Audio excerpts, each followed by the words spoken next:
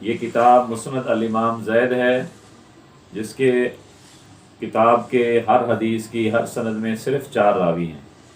سیدنا امام زید یہ بیٹے ہیں حضرت امام زین العابدین کے، امام زین العابدین بیٹے ہیں سیدنا امام حسین کے، سیدنا امام حسین بیٹے ہیں سیدنا علی کے۔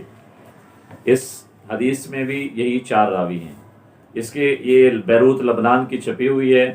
اس کے صفحہ نمبر 183 پر باب الافطار ہے، جس میں حضرت علی کرم اللہ وجہہ کا ارشاد ہے۔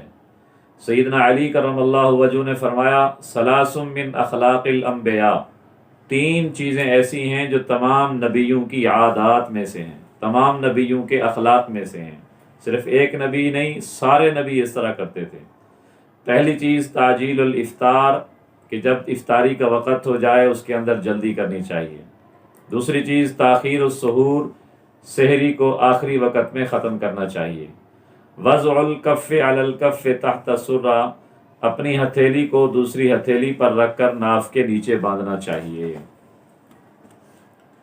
یہ مسند الامام زید بیروت لبنان کی چھپی ہوئی ہے۔ سیدنا علی کرم اللہ وجہہ کی روایت ہے کہ افطاری جلدی کرنی چاہیے، سحری دیر سے کھانی چاہیے، اور نماز کے اندر اپنے ہاتھ کو دوسرے ہاتھ پر رکھ کر ناف کے نیچے باندھنا چاہیے۔